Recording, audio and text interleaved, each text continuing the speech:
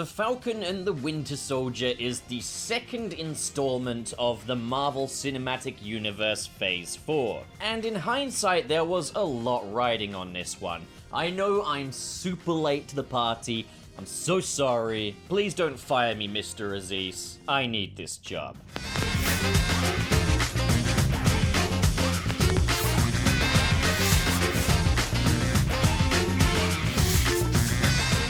So for me, there was a great deal working against the Falcon and the Winter Soldier. I'm one of those people that thinks Endgame was the logical conclusion to the MCU, but given my fanboy leanings, I'm always game for a Spider-Man movie. That was kind of where I was at with the MCU. WandaVision took me by surprise for how creative and how zany and out of the box it was. And as far as I was concerned, it was a tough act to follow, but sandwiched between WandaVision and the Falcon and the Winter Soldier was probably one of my most anticipated comic book movie events ever, Zack Snyder's Justice League. And boy did it deliver, and I just wasn't sure that I was ready to go back to the MCU styling just yet. What can I say? Once you go Zack, you never go back. Put it this way, I was fully Zacktivated, and it's not that I was too snooty to enjoy Falcon and the Winter Soldier. It's just that Zack Snyder films are a very different breed of film, and it's like, am I ready to go back to something a bit more traditional, I guess? Something that isn't ridiculously long and completely indulgent in its source material and its very own mythology. Well, like the weary insomniac waking up at 5 p.m. that I am, I sluggishly popped on Disney Plus and watched The Falcon and the Winter Soldier. And no regrets whatsoever. I'm gonna frame this with my immediate opinions of it. Just like WandaVision, The Falcon and the Winter Soldier is one of my favorite things to come out of the Marvel Cinematic Universe. Put it this way, I'm one of those people whose interest in the Marvel Cinematic Universe at large started to dissipate after Avengers Endgame, and I wanted to focus more on characters that I'm just a fan of, like Spider-Man. Wait, so you mean to say that you're not really a comic book fan? You're just a Spider-Man fanboy. Worse yet, an MCU Spider-Man fanboy. What does it matter to you? You hate comic book movies. That's not true. I just like good comic book movies with credibility. Such as? Todd Phillips' Joker. It had so much to say. Such as? Society's bad! Right, okay, I see what we're working with here. Anywho, I think between WandaVision and The Falcon and the Winter Soldier, they've done an absolutely fantastic job of renewing my interest and faith in the Marvel Cinematic Universe at large, beyond just Spider-Man. So yes, straight up, I think this show has really achieved its goal. It has a lot to prove, and I think it did that very well, but that doesn't mean that there are not some bumps in the road. Let's quickly get the spoiler-free version out of the way. The Falcon and the Winter Soldier is a rip-roaring good time, full of great characters that are incredibly three-dimensional. There's a great story going on. It's full of awesome action beats and tension. But while it is really well-paced for the most part, I think there's a couple of bits here and there that would definitely have benefited from a slower pacing, so that we could get more of a feel of certain character motivations. I think just a few additional scenes just to better contextualize the threat that's at play in this story would have made a world of difference in how we experience it unfolding, as some of the character motivations are just slightly questionable and a little bit hazy. Aha! So you admit it! The MCU is just shallow garbage! You know, if you want people to respect your opinions, the least you could do is be a little less rude and obnoxious about it. Speaking of rude and obnoxious, it's spoiler time! So the overall threat at large that we have is the Flag Smashers, a group of radicalized extremists that believe the world was a better place during the blip, when 50% of all life was removed. And now that everybody's back, it's opened up a bunch of new problems, and let's face it, the people that made it through the blip and managed to survive are not being treated as a priority and are being left in the dust. Now then, this is where I think there needed to be a bit more exploration. To what extent are these people being neglected? There's lines of dialogue here that kind of explain it, but this show really wants you to be able to get behind Kari, the leader of the Flag Smashers, and her motivations. They don't so much treat her as a villain, but a victim that has been radicalized. It's just a little bit strange because Sam Wilson and Bucky really have a lot of patience with Kari and very much treat her as someone that has been wronged by the government. They do what they can to empathize with her, even though she is a terrorist, even though she's responsible for numerous innocent deaths. And it's strange because we've seen villains that have done less, and they've just ended up with a shield in their face from the get-go, and it just really shows kind of a difference between when a Marvel project wants you to see the antagonist as a villain and when a Marvel project wants you to really sympathize with them. And it's like, how many villains don't have a point? Like, it usually starts with a point, it's just the way they go about it is immoral and, well, villainous. So I just don't get why Kari is treated so differently by the characters and by the narrative than other villains in the MCU. She very much has a similar problem with her to what Finn did in Spider-Man Miles Morales. In fact, there's a plethora of similarities between the Falcon and the Winter Soldier and Spider-Man Miles Morales, in that we've got an antagonist that represents the establishment and antagonists that represent kind of an uprising that are just taking things too far, and as well as that, we have a story about someone taking on the mantle of this iconic beacon of hope, and how their cultural background factors into that.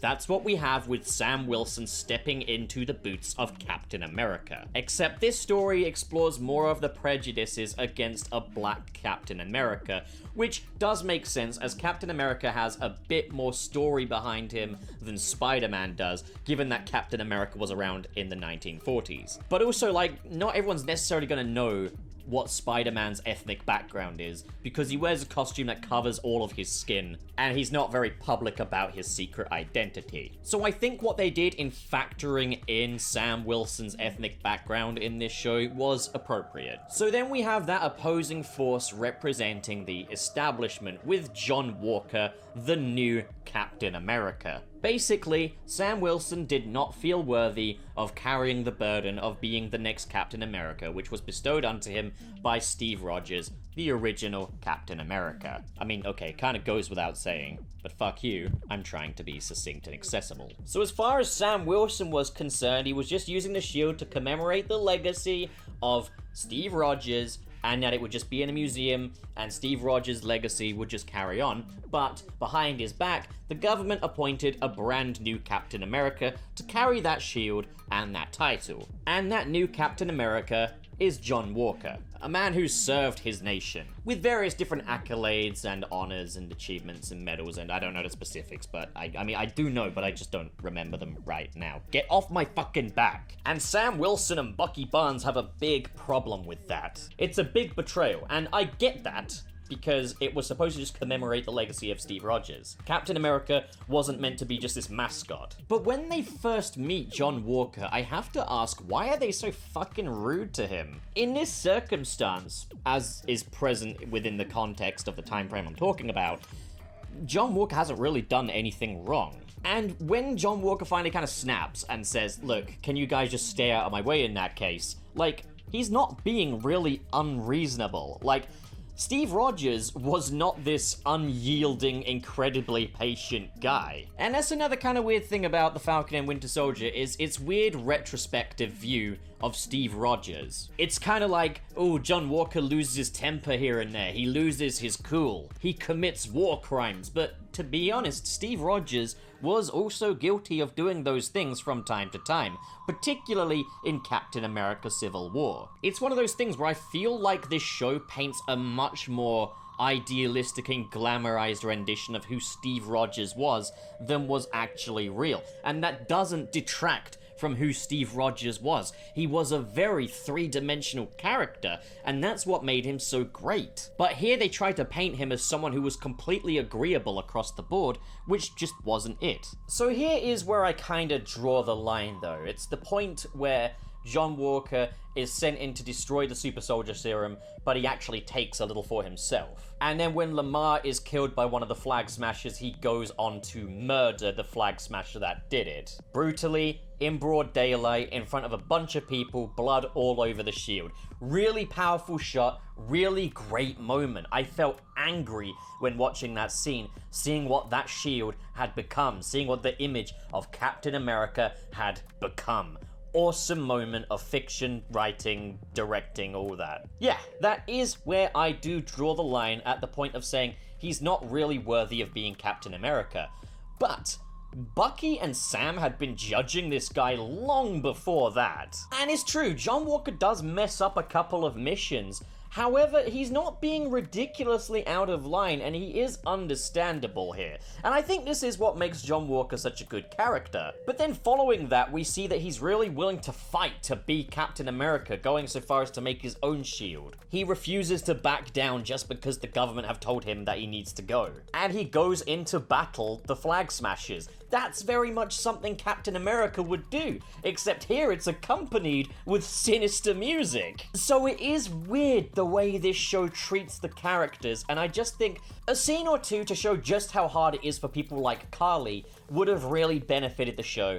And I think had we seen a bit more of why John Walker wasn't worthy of being Captain America from the get-go, and maybe a scene or two dedicated to Sam Wilson and Bucky admitting that they were being prejudiced towards John Walker, and addressing that him becoming Captain America wasn't necessarily his fault when he wasn't to know everything that had gone before, etc. That's just my main thing. I think they need to just slow it down a little bit. That's something I have with a lot of MCU movies, is they're very fast going, and I don't think it's a problem as such, but I think they would benefit from slowing it down a little bit, and it is just a little bit disappointing to see that that still persists even in a TV format. However, that in no way detracts from how gripping the story is, and how enjoyable the show is, how exciting it is. I loved the character of Zemo this time around. I thought he was one of the more lame MCU villains prior to this, but he's a very interesting, multi-layered character in this show that helps Sam and Bucky. I loved seeing the Dora Milaje come back for this show as well and intervene. Although I must say, I really do question what their jurisdiction is here. I liked Bucky's subplot of trying to make things right with all of the people he hurt while he was the Winter Soldier, and that he still has that reputation looming over him, which is great. But then we have this symbolic moment in the final episode where, during the credits, it's no longer the Falcon and the Winter Soldier, but it is Captain America and the Winter Soldier. But my question is, why is Bucky still the Winter Soldier? He hates that name. He's not assimilated it for himself. His whole thing is he's shaking off being the Winter Soldier, and he very much does that here, as he's just going through his list of people he's hurt and making things right. So why is he still the Winter Soldier? Unless we're going to see that carried on further into maybe a second season or something, and then maybe at that point he's no longer the Winter Soldier. I don't know, but I'm baffled by that. The final episode is a rip-roaring good time, and while I do feel that Sam Wilson has faltered a few times throughout the show in being a bit prejudiced towards John Walker at the first impression, I do think he is worthy of being the next Captain America. The new costume is just perfect, just wonderful. Then we have his speech at the end that he delivers to the government people, saying that, you know, just because it's difficult, that doesn't mean they can't make it right for all of the people living in America. I wish we'd got a scene or two of kind of how they're just kind of sitting around on their asses and not really doing enough, because beyond that, this speech is just a little bit vague. It's good in a real world sense, because a lot of people say, oh, it's too hard to make things right for people and stuff. But, like, it's just a little vague in the context here, because we don't really get a sense that the government aren't doing all that they can to help out people like Kari. So then, John Walker seems to be working with Madam Hydra and becoming the US agent, and it's a little strange. I don't like the fact that the Falcon and Bucky were incredibly prejudiced towards John Walker, and that's just being validated, and there's no kind of questioning whether they were right to behave that way in the first place when they didn't know and they couldn't have known who John Walker would actually turn out to be. Not a fan of them just having a hunch and getting it right. Another thing, Agent 13.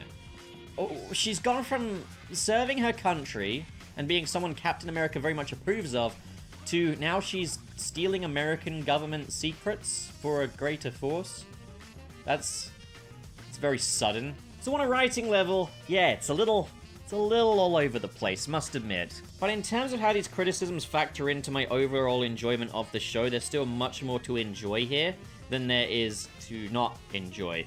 Like, the fact is, we have a really good story, I just feel it's a little bit on the underwritten side, and would have benefited from just a few extra scenes. I feel like a little would go a long way. But that doesn't change that what's here is really good, the characters are really multi-layered and enjoyable.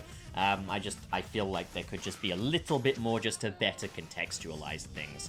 But, what do you guys think? Comment below and discuss, and as always, if you enjoyed this video, hit subscribe, hit the like button, share it with anyone that gives a shit, even those that don't. Embarrass yourself, I don't give a fuck. In the description below are links to different social medias. Twitter is probably the one I'm most active on, so go get in touch.